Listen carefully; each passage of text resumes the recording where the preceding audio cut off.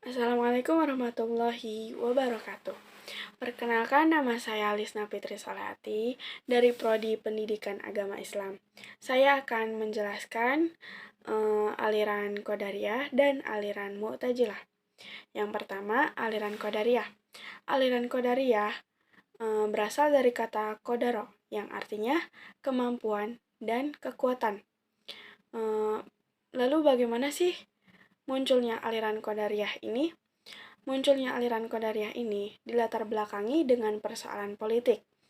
Sebagaimana kita ketahui bahwasannya Muawiyah bin Abu Sufyan sangat gencar mendelegitimasi pemerintahan Ali bin Abi Thalib. Bahkan setelah Ali bin Abi Thalib meninggal, Muawiyah menggunakan berbagai cara untuk melemahkan pengaruh keluarga Ali bin Abi Thalib. Kemudian, mendiang Ali bin Abi Thalib selalu dicaci maki setiap berpidato saat khutbah Jumat. Kemudian, para ulama tidak setuju dengan gaya politik Muawiyah. Namun mereka tidak bisa berbuat apa-apa. Untuk menutupi kesalahan tersebut, mereka mengembangkan doktrin bahwa semua yang terjadi atas kehendak Allah dan manusia tidak mempunyai kemampuan untuk menentukan nasibnya sendiri.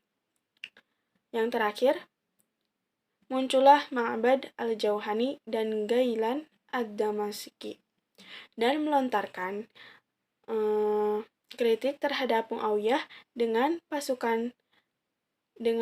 paham teologis yang disebut dengan paham Qadariyah. Selanjutnya, doktrin ajaran Qadariyah. Yang pertama, orang yang berbuat dosa besar itu bukanlah kafir dan bukan mukmin, tapi fasik. Dan orang fasik itu masuk neraka secara kekal. Kemudian, Allah Subhanahu wa Ta'ala tidak menciptakan amal perbuatan manusia, melainkan manusialah yang menciptakan, dan karena itulah maka manusia akan menerima pembalasan baik surga atas segala amal baiknya dan menerima balasan buruk siksa neraka atas segala amal perbuatannya yang salah. Selanjutnya, Allah itu mengetahui, berkuasa hidup, mendengar, dan melihat dengan zatnya sendiri. Akal manusia mampu mengetahui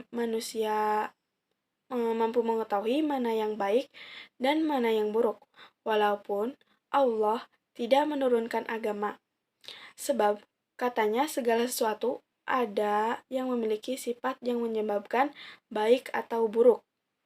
Kemudian, yang kedua, saya akan menjelaskan aliran Mu'tazilah. Dalam bahasa Arab, Mu'tazilah artinya keadaan, memisahkan diri. Pada kasus ini, penyamatan nama Mu'tazilah berasal dari kejadian ketika Wasil bin Atha memisahkan diri dari golongan Hasan al-Basri. Lambat laun, Wasil bin Atha mengajarkan pemikirannya hingga menjadi aliran yang berpengaruh luas dan populer pada masa dinasti Abbasiyah. Saking populer dan kuatnya pengaruh Mu'tazilah, ia menjadi mazhab dan aliran resmi negara pada masa pemerintahan 4 Khalifah Abbasiyah, yakni Al-Makmum, Al-Mu'tasim, Al-Wathiq, dan berakhir pada masa Al-Mutawakkil. Kemudian, Wasil bin Atha, pelopor aliran Mu'tazilah. Aliran Mu'tazilah dipelopori tokoh intelektual Muslim bernama Wasil bin Atha Al-Makhzumi pada tahun 700-an Masehi di Irak. Wasil bin Atha lahir di Madinah pada masa pemerintahan salah satu khalifah Bani Umayyah, Abdul Malik bin Marwan.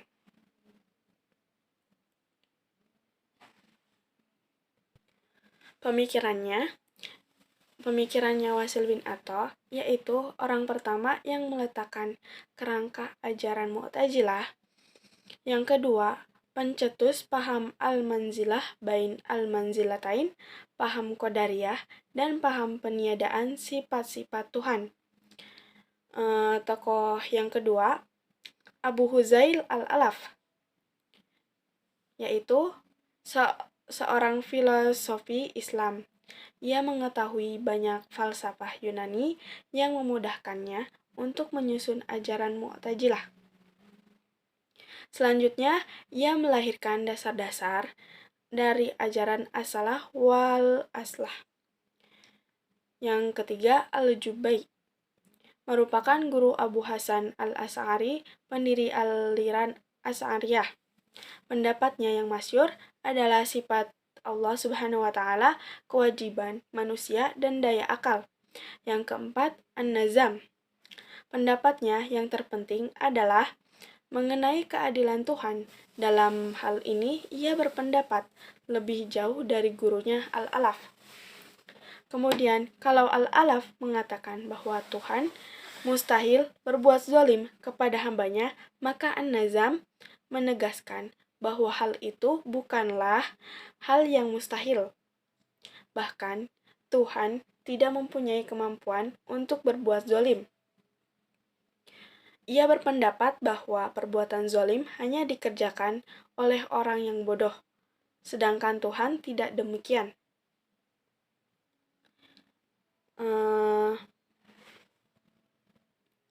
Doktrin ajaran Mu'tazilah 5 ajaran utama.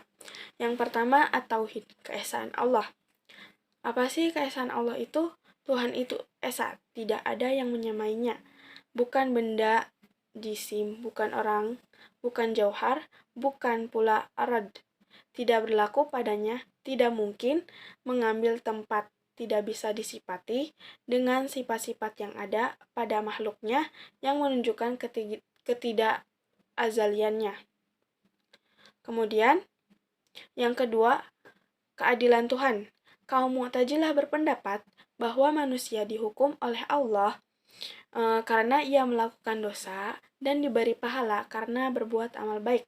Yang ketiga, dalam janji dan ancaman kaum Mu'tazilah berpendapat bahwa siapa yang durhaka akan dihukumnya, dan siapa yang mengerjakannya pekerjaan yang baik, maka akan diberikan pahala. Oleh karenanya, setiap orang yang berbuat durhaka tidak diampuninya kalau ia meninggal sebelum bertaubat dan akan terus masuk neraka untuk selamanya. Ini sesuai dengan janjinya. Yang keempat, al-manzilah bainal manzilatain. Posisi di antara dua posisi. Maksudnya ialah kaum Mu'tazilah berkeyakinan bahwa kalau orang mukmin berbuat dosa, maka dia dihukum dalam neraka. Tetapi nerakanya agak dingin, berbeda dengan orang kafir. Mereka tinggal di antara dua tempat, yakni antara surga dan neraka, yang disebut manzilah bainal manzilatain. Yang terakhir, amar ma'ruf wa nahi munkar. Dalam hal ini, mereka beriktikad bahwa amar ma'ruf wa nahi munkar wajib bagi setiap muslim. Hanya saja yang dimaksud ma'ruf di sini adalah sepanjang menurut pengertian Mu'tazilah tidak terlepas dari 5 dasar di atas. Kemudian, ciri-ciri Mu'tazilah. Yang pertama, akal merupakan hukum tertinggi, baik buruk ditentukan oleh akal. Yang kedua, al-manzilah bainal manzilatain, yaitu jika orang Islam berbuat dosa besar dan tidak bertaubat, maka hukumnya adalah dia tidak mungkin dan tidak kafir, namun berada di antara keduanya. Yang ketiga, bila terjadi perbedaan antara akal dan Al-Quran serta hadis, maka yang diambil adalah ketentuan akal. Yang keempat, Al-Quran adalah makhluk dan bukan kalamullah. Sekian dari saya. Kurang lebihnya mohon maaf. Wassalamualaikum warahmatullahi wabarakatuh.